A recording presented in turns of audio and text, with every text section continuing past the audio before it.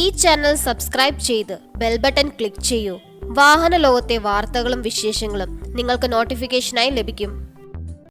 Rolls Royce, Mercedes തുടങ്ങി 500ഓളം കാറുകളുടെ ഉടമയായ ഒരു barber. Rolls Royce, Mercedes, Jaguar, BMW തുടങ്ങിയ മുന്തിയിനം 500ഓളം കാറുകളുടെ ഉടമയായ ഒരു ബാർബർ. തമാശയല്ല, കഠിനാധ്വാനം, ഇച്ഛാശക്തിയും കൈമുതലാക്കിയ പുതിയ ബിസിനസ് ലോകം സൃഷ്ടിച്ചെടുത്ത രമേശ് ബാബുവിന്റെ ജീവിതം ഒരു സിനിമാ കഥയെ വെല്ലും.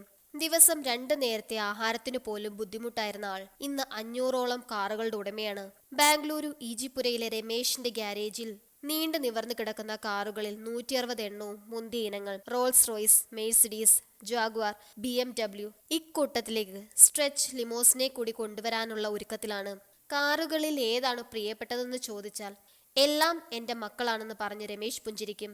അമിതാഭ് ബച്ചൻ, ഐശ്വര്യ റായ്, സൽമാൻ ഖാൻ, അമീർ ഖാൻ, കമൽ ഹാസൻ രമേശിന്റെ കാറുകൾ ഉപയോഗിക്കുന്ന പ്രശസ്തർ ഏറെ. 7ാം വയസ്സിൽ അച്ഛൻ നഷ്ടപ്പെട്ടതോടെ ബാല്യം സങ്കടങ്ങളുടേതായി. അമ്മ കമലമ്മ വീട്ടുജോലിക്ക് പോയി തുടങ്ങി. രമേശും സഹോദരങ്ങളും ഒരു നേരത്തെ ആഹാരം കൊണ്ട് തൃപ്തിപ്പെട്ടിരുന്ന കാലം. എനിക്ക് വിശക്കാറില്ലായിരുന്നു. പട്ടിണിയോട് ശരീരം പൊരുത്തപ്പെട്ട പോലെ രമേശ് ഓർക്കുന്നു.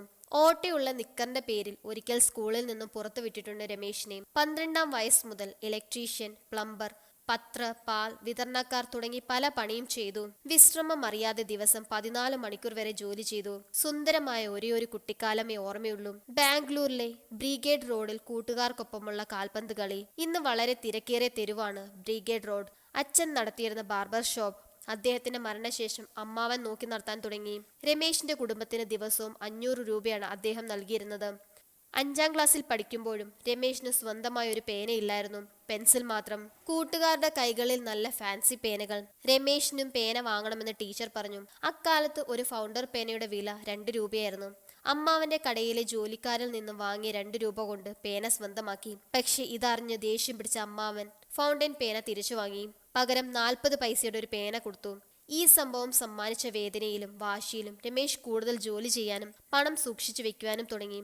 പകൽ സമയം ജോലി ചെയ്തുകൊണ്ട് ഈവനിംഗ് കോളേജിൽ ചേർന്ന് പ്രീ ഡിഗ്രി പഠിച്ചു. പഠനം പാതിയിൽ നിർത്തി അമ്മാവനിൽ നിന്ന് കട തിരിച്ചു വാങ്ങി രമേശ്. അത് നോക്കി നടത്താൻ തുടങ്ങി. കടയിൽ ബാർബർ ഇല്ലാതിരുന്ന ദിവസം എത്തിയ കസ്റ്റമറുടെ മുടി രമേശ് രണ്ടും കൽപ്പിച്ചങ്ങ് വെട്ടി. ശ്രമം വിജയിച്ചതോടെ ആത്മവിശ്വാസമായി. പിന്നീട് സിംഗപ്പൂരിലെ പ്രശസ്തമായ Toni and Guy hairdressing അക്കാദമിയിലെ പരിശീലനം കൂടിയായതോടെ രമേശ് മിടുക്കനായി.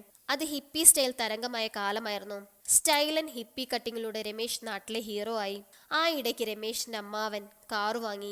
പിന്നാലെ രമേശും ഒരു മാരുതി ഒമിനി സ്വന്തമാക്കി. അതിന്റെ വായ്പ തിരിച്ചടയ്ക്കാൻ നന്നേ പാടുപെടുന്നതിനിടെയാണ് അമ്മ ജോലിക്ക് പോയിരുന്ന വീട്ടിലെ നന്ദിനി അശോകിനെ കാണുന്നത്.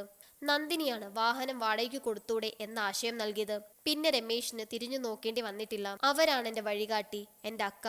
രമേശിന്റെ കണ്ണുകളിൽ നനവ് പടർന്നു. നിലവിൽ രമേശ് ടൂർസ് ആൻഡ് ട്രാവൽസ് ബാംഗ്ലൂരിലും ചെന്നൈയിലും ഡൽഹിയിലും ശാഖകളുണ്ട്. വിജയവാഡ, മുംബൈ, ഗോവ എന്നിവിടങ്ങളിലും ഉടൻ തുടങ്ങും. 65 വയസ്സുള്ള അമ്മയ്ക്കൊപ്പം ബാംഗ്ലൂരു ഡയമണ്ട് ഡിസ്ട്രിക്റ്റിലാണ് രമേശിന്റെ താമസം. ബിസിനസ് തിരക്കൊക്കെ ആയിട്ടും മാറ്റമൊന്നുമില്ല. ഇപ്പോഴും തന്റെ ബാർബർ ഷോപ്പിലെത്തി ജോലി ചെയ്യുന്നു.